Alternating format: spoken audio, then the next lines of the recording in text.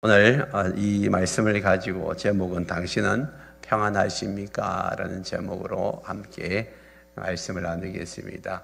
앞뒤 전후 좌우에게 한번 인사해 볼까요? 당신은 평안하십니까? 당신은 평안하십니까? 당신은 평안하십니까? 지금 여러분 마음 상태를 한번 살펴보십시오. 여러분 지난밤에 잘 주무셨다면 여러분 마음이 평안할 거예요. 근데 지난밤에 뭔가 문제로 인해 가지고 고민하고 염려하고 걱정하셨으면 아마 잠을 잘 못 주무셨을 거예요. 피곤하실 거예요. 잠을 잘 자고 못 자고는 여러분 마음의 상태에 많이 관련이 되어 있습니다. 여러분 마음이 평안하면요, 육신도 그냥 평안해집니다. 근데 이런 마음이 힘들면 육신도 괴로워요. 힘들어요. 지금 여러분들이 참 평안하다면 그 평안한 이유가 뭐예요? 안 그러면 여러분들이 지금 마음이 불안하다면 그 불안한 이유가 뭡니까?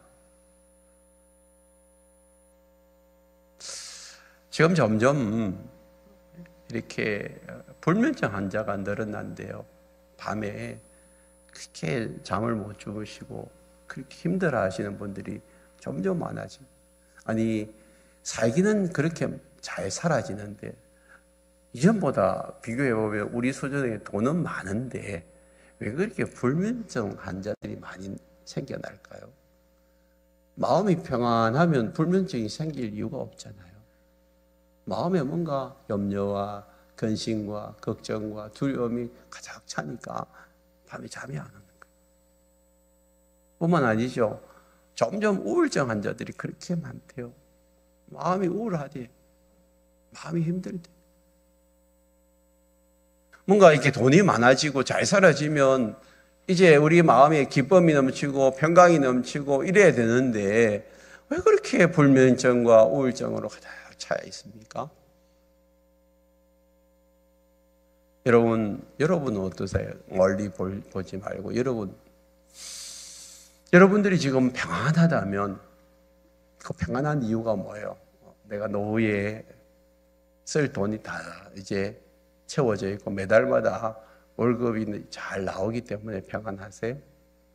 아니면 나는 몸에 질병이 하나도 없어가지고 늘 운동하고 다니니까 그 걱정이 없으세요? 아니면 우리가 부부 사이가 너무 좋아가지고 또 그렇게 참 평안하고 뭐 자녀들도 잘 커주고 그러니까 내가 원하는 대로 사업도 잘 되어지고 그러니까 평안한 거예요? 그러면 거꾸로 생각해 보십시다. 그런 평안이 평생 갈 것 같아요? 나도 모르게 한순간에 내가 가지고 있는 재물을 다 잃어버릴 수 있어요. 특별히 사업하시는 분들은요, 사업이 잘 되다가 한순간에 사업이 그냥 말아먹죠. 그리고 내가 언제까지 건강할 줄 알았는데 갑자기 병원에 가서 진단하는데 오늘 암입니다. 당신은 오늘 불치병이 걸렸습니다. 그런 말을 듣는 사람들이 꽤 많아요. 그러면 여러분 평안이 깨지잖아요. 부부관계가 그렇게 좋았는데 어느 날 갑자기 남편이 바람을 피웠어. 너무 원통하고 분통이 터지잖아요. 분노가 막 일어나잖아요. 관계가 다 깨지는 거예요. 그토록 좋았던 부부관계가 다 깨집니다. 그럼 지금 여러분들이 누리고 있는 이 평안은 상황과 조건에 따라서 바꿔줄 수 있단 말이에요. 상황과 조건이 달라지면 그 평안도 다 깨지는 거예요. 그 평안은 진짜 평안 아니에요. 오늘 예수님이 제자들에게 주시고자 하시는 평안은 그런 평안이 아닙니다. 오늘 예수님이 고난에 떨고 있고 두려움에 떨고 있는 제자들에게 이렇게 말씀하여 평안을 너에게 주노라. 평안을 너에게 주노라. 나의 평안을 너에게 주노라 라고 말씀해요. 너희는 마음에 근심하지도 말고 두려워하지도 말라. 내가 너에게 주는 이 평안은 세상이 주는 평안하고 다르다겠어요. 지금 왜 마음에 근심하고 두려워하고 있습니까? 지금 예수님이 3년 전에 제자들을 다 불렀어요. 나를 따라오라. 내가 너희를 성공시켜 줄 것이다. 내가 너를 사람 낳는 업으로 만들어 주겠다. 근데 예수님을 보니까 대단하거든요. 예수님이 보통 사람이 아니에요.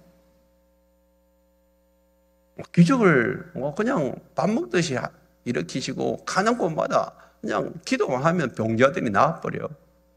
그리고 밥이 없으면 기도해가지고 그냥 오병이어를 일으킨 그런 능력의 하나님이신 것을 제자들이 보고 눈이 동그래진 거예요. 그리고 모든 걸 던져놓고 나 예수님 제자 될래. 그러면서 따라온 사람들이에요. 마음 한켠으로는 저번만 따라가면 출세할 거고 저번만 따라가면 세상에서 성공할 거라고 그렇게 믿고 따라왔는데 점점 이제 3년이 지나고 예수님이 이상한 말씀을 하시기 시작하는 거예요. 나 이 세상에 죽으러 왔다고 하고 조금 있다가 내가 죽을 거라고. 그게 베드로가 수제자잖아요. 뭐 그런 소리 하냐고. 절대 그렇게 하면 안 된다고. 그렇게 예수님에게 따지듯이 대던 사람이 베드로입니다. 베드로뿐만 아니라 모든 사람들이 다 그랬어요. 그 예수님이 그냥 한 자리 하면 자기들 높은 자리 차지하려고. 근데 예수님이 자꾸 죽는다 소리를 하고 죽는다. 이제 너희 떠나간다. 내가 내 대신에 성령 보낼 거다. 이런 말씀을 하시니까 기가 막힌 거예요. 근데 진짜 예수님이 하는 분위기를 보니까 죽을 것 같아. 사람들은 예수님을 십자가에 못 박으라고 그냥 소리 지르고 예수님을 모함하고 또 이렇게 예수님에게 대드는 사람들이 주변에 너무 많아. 근데 예수님은 진짜 죽으려고 최후의 만찬, 이제 마지막 식사 한번 하시고 이제 그날 식사 끝나고 나면 겟세마네 동산 올라가 기도하다가 가룟 유다가 데리고 온 군사들에게 잡혀가지고 끌려갑니다. 그리고 그곳에서 모진 핍박과 고난과 멸시와 조롱을 다 당하고 채찍에 맞으시고 밤새 그런 불법 재판에 끌려다니다가 그 다음날 아침에 십자가에서 못 박혀 돌아가십니다. 그 예수님 끝이에요. 그런 현장이 점점 가까워지고 나니까 시작한 거예요. 마음에 두려워지기 시작하는 거예요. 예수님 진짜 죽으려고 그러시네. 그럼 우리는 뭐 하지? 평생 예수님 쫓아다닐 거라고 따라왔는데 그래도 예수님 따라다니면 부귀영화도 좀 누리고 마음껏 좀 즐기고 세상에서 그냥 떵떵거리고 살 줄 알았는데 그냥 예수님 십자가에 못 박아 죽는다 하니까 너무 마음이 힘든 거예요. 그때 예수님이 제자들 앞에 두고 이 말씀하신 거예요.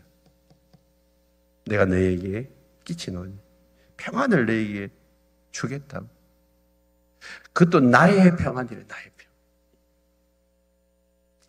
사실 이 상황 속에서 제일 불안해해야 될 분이 누구예요?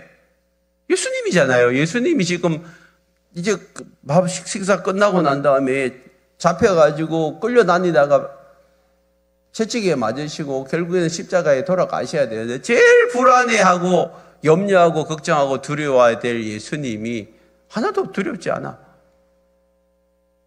그리고 제자들을 향하여서 내가 가지고 있는 나의 평안을 너에게 주기를 원한다 그렇게 이야기하고 있어. 모든 상황과 환경은 불안과 두려움과 염려와 걱정, 근심으로 가득 차 있어야 될 그 순간에 예수님이 누리는 이 평안이 어디서 오는 평안이에요? 상황 때문에요? 조건 때문에요? 모든 여건이 좋아서 그래요?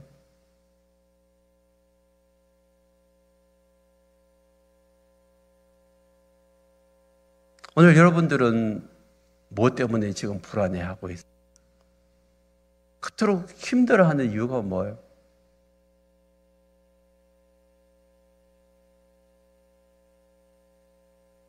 여기에 질병으로 인하여 내 자신의 질병이나 자녀로의 질병으로 인하여 고통하고 염려하고 불안해하시는 분들도 있을 거예요. 물질이 부족해가지고 이제 어떻게 사업을 일으킬까 염려하고 걱정하고 근심하는 분들도 계실 거예요. 아니면 부부 사이 관계가 너무 힘들어가지고 이거 어떻게 해야 될지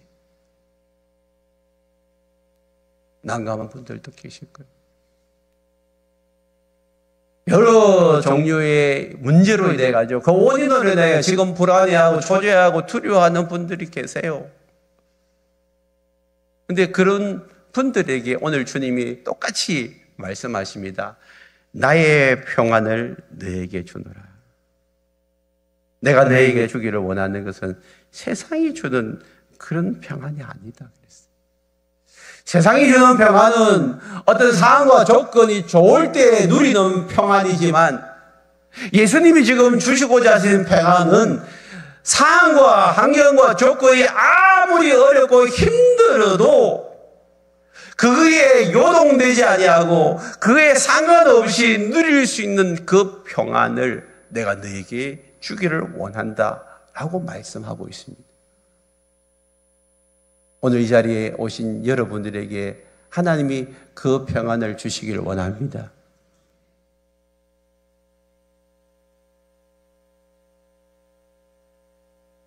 이 평안은 과연 어디서 오는 것일까요? 어디서 오는? 이 본문 앞에까지 제자들에게 예수님이 계속해서 말씀하시는 것이 하나님과 나는 하나다라고 했어요. 나를 본 자는 하나님을 본 자라고 그렇게 말씀하시고 내 뜻이 곧 하나님의 뜻이고 나는 하나님 아버지가 말씀하시는 그대로 따라한다라고 말씀하셨어요. 말과 행동과 모든 삶이 하나님과 예수님이 일치되어 있다라는 말이에요.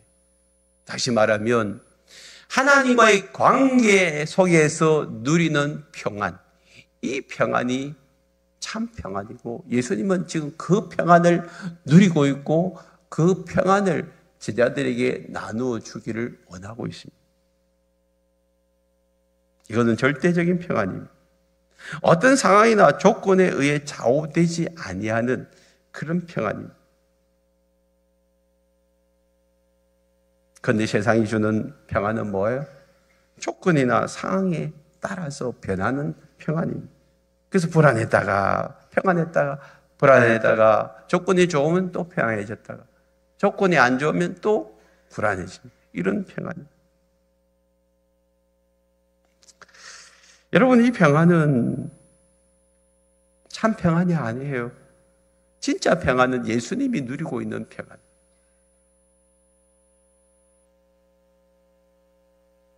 예수님은 자기 자신을 온전히 하나님 앞에 맡겼어요. 마치 지금 젖 먹는 아이가 엄마에게 자기를 온전히 의탁하듯이. 여기 지금 피아노 또 우리 키보드 하시는 우리 장윤아 지사님 아기가 아직 돌이 안 됐어요. 근데 이 돌이 안 된 이 수아가 엄마만 보면 너무 좋아해요. 그리고 엄마 품속에만 오면요 제일 안심해요. 그렇게 울고불고 하던 아이가 엄마 품속에 들어오면 안정감을 누리고 곧 잠이 들잖아요. 그게 전적인 위탁입니다. 아이가 엄마에게 자기를 전적으로 위탁하면 거기서 찾아오는 평안함이 있어요. 그런 아이의 평안함이 점점 이제 나이가 들고 5살, 10살, 20살 되면 그 마음 속에 부모를 향한 위탁하는 마음이 사라져요. 사실은 엄마가 불완전한 존재죠. 그렇지만 아이한테는 완전한 존재로 느껴집니다. 그래서 자기 자신을 위탁하는 거잖아요. 근데 여러분, 진짜 완전한 분은 하나님 아버지세요. 천지를 창조하시고 이 우주를 지금도 다스리시는 그 하나님, 그 하나님 앞에 우리가 자신을 위탁할 수 있다면, 여러분, 하나님 앞에서 누리는 이 예수 그리스도의 평안이 오늘 우리에게도 누리게 될 줄 믿습니다. 원래 하나님이 인간을 창조하실 때는요, 우리의 마음에 100% 평안을 누리도록 그렇게 만들어 놓았어요. 그래서 에덴 동산에서 여러분, 그 넘치는 기쁨과 평안이 그곳에 있었어요. 근데 그걸 깨뜨린 놈이 있죠. 창세기 3장에 보니까 마귀였어요. 악한 영, 더러운 영이 들어와가지고 하나님과의 관계를 단절시켜버렸어요. 그 뒤로 찾아오는 것이 불안이고 두려움이고 초조고 이런 것들이 찾아오기 시작하는 거예요. 관계가 깨어지고 나니까. 마찬가지잖아요. 여러분 애기들이 지금 뭐 초등학교 아이들을 둔 여러분 부모님들 보세요. 여러분들과 함께 여러분 어떻게 멀리 나갔다가 아이들이 여러분을 잃어버리면 그때부터 어떻게 해요? 불안해하고 초조해하고 막 울고불고 난리 나잖아요.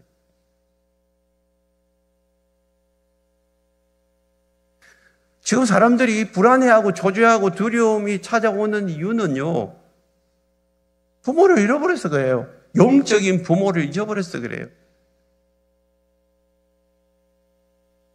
어떤 상황이 좋아지면 평안해지고 어떤 상황이 안 좋아지면 불안해지는 것은 영적인 부모를 만나지 못해서 그래요.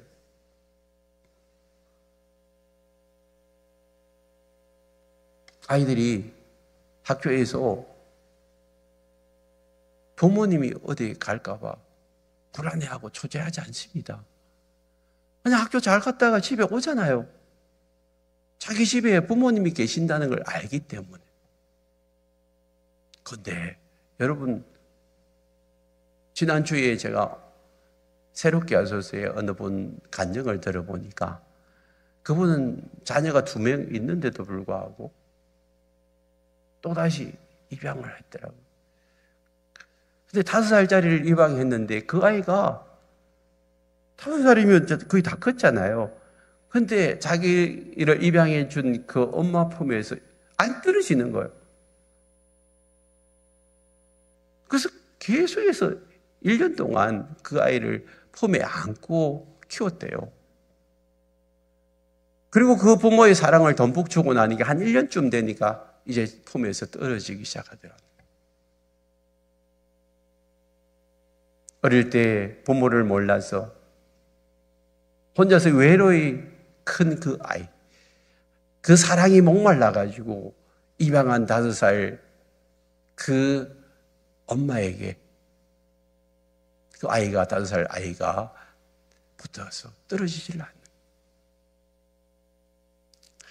여러분, 지금 수많은 사람들이 외로움과 두려움과 공포와 여러분 초조감, 불안에 뜨는 이유는 마치 고아처럼 하나님에게서 버림받은 듯이 하나님을 몰라서 하나님을 찾지 못해서 찾아오는 그런 감정일 수 있어요.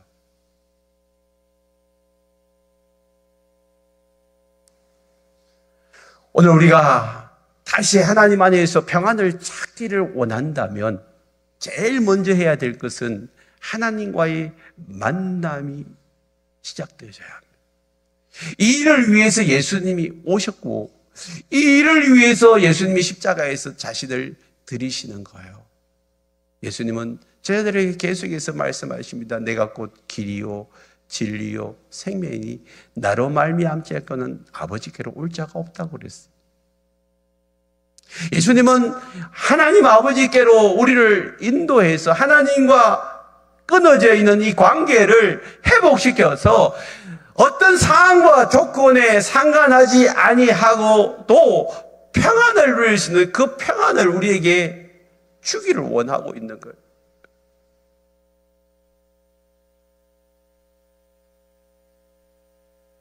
수많은 사람들이 예수님을 만나고 난 다음에 이 평안을 누리기 시작했습니다. 성경에 보면 사도 바울이라는 사람도 예수님을 만나기 전에는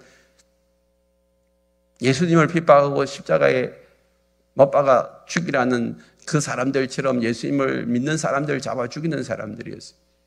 근데 예수님을 만나고 난 다음에 그 마음속에 예수님과 예수님을 인하여 하나님과의 관계가 회복되어지고 난 다음에 그때부터 평안이 넘쳐나니까 예수님을 전하러 다니면서도 감옥에 사로잡히고 핍박을 당하고 매를 맞고 그래도 그의 마음속에서 평안이 떠나질 않는 거예요.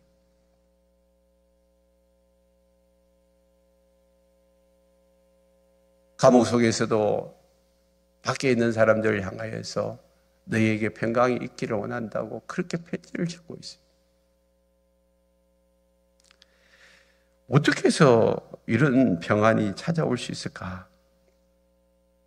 오늘 예수님이 이 말씀 앞에 이렇게 말씀했어요. 내가 너희들에게 보혜사 성령을 보내줄 것인데 17절에 보면 그는 진리의 영이라 세상은 능히 그를 받지 못하나니 이는 그를 보지도 못하고 알지도 못함이라. 진리의 영이 성령입니다. 성령님을 세상 사람들은 알지도 못한다. 보지도 못한다. 그러나 너희는 그를 안대. 왜냐하면 예수를 믿고 나면 우리에게 성령이 오거든요. 그는 너희와 함께 거하실 것이고 너희 속에 계시겠습니다. 예수를 믿고 나면 여러분 무당이 구슬할래 해도 귀신이 와야 구슬하는 거예요. 악한 영, 더러운 영에 사로잡히는 자들이 무당이 되는 거예요. 그런데 우리는 그런 영이 아니고 예수를 믿고 나면 우리 안에 새로운 영이 오시는데 그분이 성령, 거룩한 영이에요. 여기에 계신 수많은 사람들이 여러분 안에 성령이 와 계시는 줄 믿습니다. 그런데 예수를 모르는 사람들은 성령에 대해서 몰라요. 거룩한 영에 대해서 몰라. 그분이 우리 안에 오셔서 우리와 함께 거하실 것이고 18절에 보면 내가 너희를 고아와 같이 버려두지 아니하고 너희에게 오리라. 우리를 고아처럼 버려두지 않기 때문에 우리는 외로움과 두려움과 염려와 공포심 속에서 살지를 않아요. 마치 학교에 가방 들고 갔던 아이들이 잘 지내다가 집으로 돌아와서 부모님과 함께 거하는 것처럼 우리 안에 성령님이 계시기 때문에 이제는 어떤 상황과 환경과 조건 속에서 불안해하거나 두려워하지 않습니다. 왜? 그분이 나를 지켜주시고 보호하여 주시고 나의 모든 삶을 인도해 주신 것을 알기 때문에. 그래서 오늘 26절에서도 이렇게 말씀하고 있잖아요. 보혜사 성령님, 곧 아버지께서 내 이름으로 보내실 성령, 그가 너희에게 모든 것을 가르치고 내가 너희에게 말한 모든 것을 생각나게 하리라. 여러분, 이것처럼 좋은 게 없어요. 우리 안에 오신 성령님이 어려운 순간, 힘든 순간마다 여러분 물어보시면 답을 해줘요. 이렇게 하라 저렇게 하라. 그리고 길을 못 찾을 때 길을 인도해 주세요. 그리고 도울 힘을 주셔서 여러분들에게 넘어지고 쓰러지고 자빠지실 때 도와줘요. 실제적으로 여러분 먹을 것이 없고 경제적으로 궁핍할 때 또 먹을 것도 갖다 주세요. 육체적으로도 영적으로 정신적으로 뿐만 아니라 내 삶 속에서도 성령님이 도와주셔서 우리를 인도해 주시기 때문에 여러분 걱정할 게 없다니까. 그래서 여러분 예수 믿는 사람들은 모든 염려, 걱정, 근심, 두려움에서 해방된 자인 줄 믿습니다.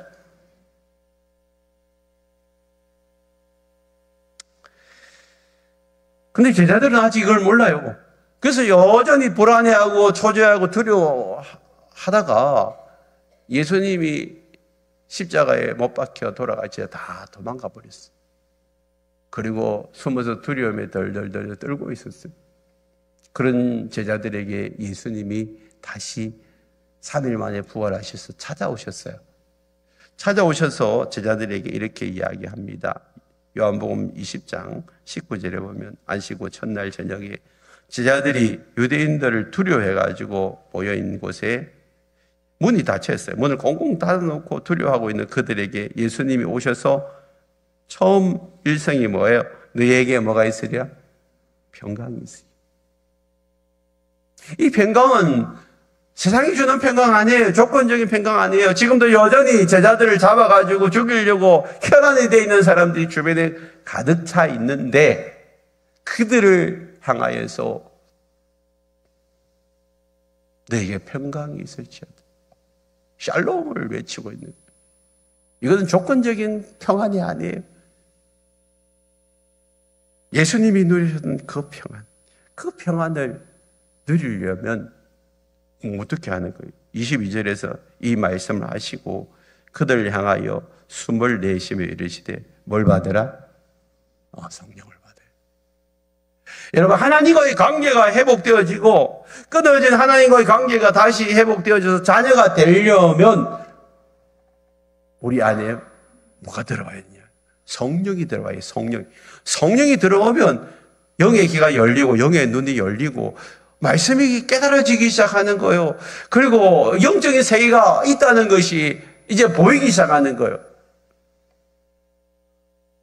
어린아이가 못 보는 것을 어른이 보잖아요. 육적인 사람들이 못 보는 것이 영적인 사람들이 보이는 거예요. 아직 예수 안에 들어오지 못한 사람들은 육신에 속한 사람들입니다. 그러니까 영의 눈이 없어요. 영의 눈이 안 열렸어요. 그런데 영의 눈이 없음에도 불구하고 안 보인다고. 내 눈에 보여달라고 그래요. 그런데 안 보이는 것을 어떻게 보여줘요? 이게 장님인데, 장님. 장님에게 어떻게 보여줘요? 그 영의 눈이 열리려면 성령을 받아야 된다니까. 내 안에 성령이 오면 비로소 내 눈이 열려가지고 영의 세계가 보이는데 내가 영적인 장님임에도 불구하고 안 보인다고 그런 거 없다고 거짓말하지 말라고 그렇게 해요. 심지어는 자기가 사랑하는 아내가 이야기해도 자기 남편이 이야기해도 부모가 이야기해도 자녀가 이야기해도 그런 거 없다고 거짓말하지 말라고. 내가 안 보이는데 모든 게 자기예요. 자기가 영적인 장님이고 맥인인 줄도 모르고 모든 게 자기 중심적이란 말이에요. 그것처럼 머리 숙은 사람이 없어요. 마치 장님이 코끼리를 만나러 가가지고 어떤 사람은 다리를 만지고 어떤 사람은 배를 만지고 어떤 사람은 꼬리를 만져가지고 어떤 사람은 코를 만지고 이 코끼리에 대해서 이야기해봐라니까 뭐 뱀처럼 길다 뭐 이렇게 나무처럼 응? 이 크다. 그래서 막 싸우는 거예요. 성령을 받아야 돼요. 성령. 이 제자들이 성령 받기 전에는 두려움에 떨었어요. 하나님과의 온전한 관계 속에 들어가지 못했는데 그들이 이제 성령을 받고 나니 기다리라 성령 받아라. 그들이 간절히 기도해서 성령을 받고 나니 그때부터 담대해지기 시작하고 나가서 외치기 시작하는 눈이 열려버렸어요. 그리고 막 가서 외치기 시작합니다. 이렇게 외쳐요. 베드로가 사도행전 2장에 보면 이르되 너희가 회개하여 예수 그리스도 이름으로 세례를 받고 죄 사함을 받으라. 그리하면 성령을 선물로 받아. 평안을 누릴 수 있고 이 세상에서 영적인 눈이 열릴 수 있는 유일한 방법은 예수를 믿고 성령 받아야 된다니까. 성령 안 받으면 여러분 예수 믿는 사람 아니에요.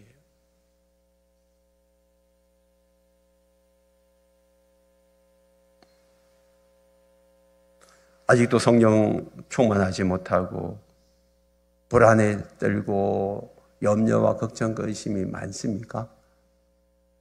주님이 이렇게 말씀하세요. 14장 1절에 보면 너희는 마음에 근심하지 말라. 하나님을 믿으니 또 나를 믿으라. 뭐라고요? 하나님을 믿고 또 나를 믿으라. 하나님과 예수님은 같은 분이잖아요. 하나님을 네가 믿는다면 너희들이 나를 믿으라고 그렇게 말씀합니다. 이 믿는다는 것은 의지한다라는 말이고 또 다른 말은 맡긴다는 거예요.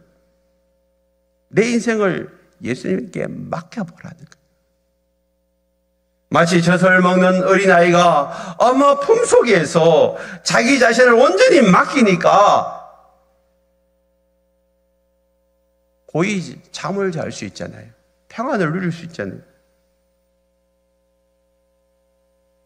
우리의 삶 속에서 수많은 염려, 걱정, 근심, 두려움이 하나님을 믿는다고 하면서도 못 맡기는 거예요.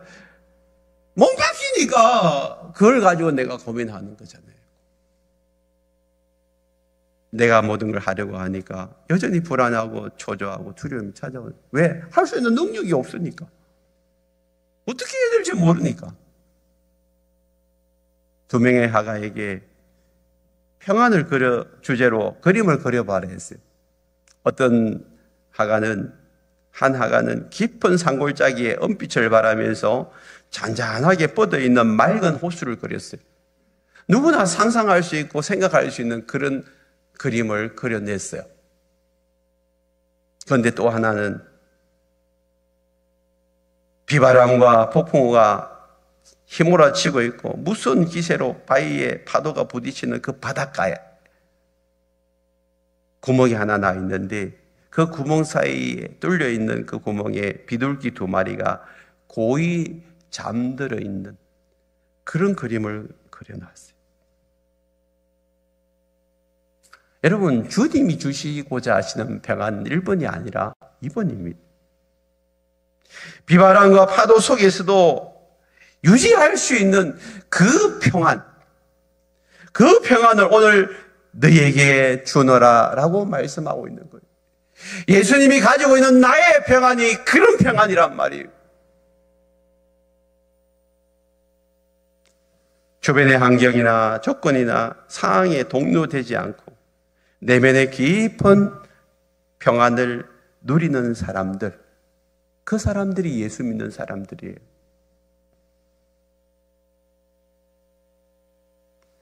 지금 여러분들은 평안하십니까? 무엇 때문에 평안하고 있어요? 무엇 때문에 평안합니까? 그것이 여러분에게 사라진다면 여러분 참 평안할 수 있을까요?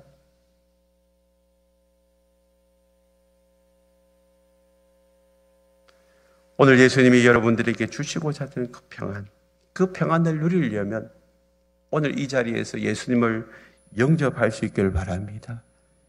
그러면 성령이 여러분들이 오셔서 여러분들을 사로잡으시는 거예요. 내가 예수님을 영접했는데도 불구하고 여전히 불안해하고 초조해하고 두려워하고 답답해 한다면 오늘 주님이 이렇게 말씀하고 있잖아요. 빌립보서 4장 6절 7절에 아무것도 염려하지 말고 모든 일에 기도와 간구로 너희 구할 것을 하나님께 아뢰라 했어요. 염려와 걱정과 근심과 두려움이 찾아올 때마다 어떻게 하라고요? 기도하라는 거예요. 기도하라는 것은 하나님께 맡기는 거예요. 내가 하고자 하는 것이 아니라 그냥 하나님 나 못하겠어요 주님. 그러면서 공을 패스하듯이 그냥 맡기라는 거예요. 그러면 하나님 알아서 해주신다니까. 그렇게 하면 7절에 보면 이렇게 말씀하세요. 그리하면 모든 지각에 뛰어난 하나님의 평강이 그리스도 예수 안에 있는 너희들에게 너의 마음의 생각과 너의 마음의 모든 것들을 다 지켜주시겠다. 너의 감정, 생각 모든 걸 다 지켜주겠다는 거예요. 이게 주님이 우리에게 주신 약속이잖아요.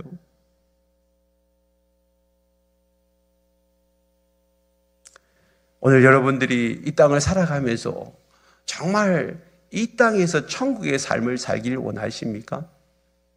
그러면 여러분 마음의 평강이 찾아와야 돼요. 그걸 샬롬이라고 하는데 샬롬이 내 안에 찾아와야 돼요.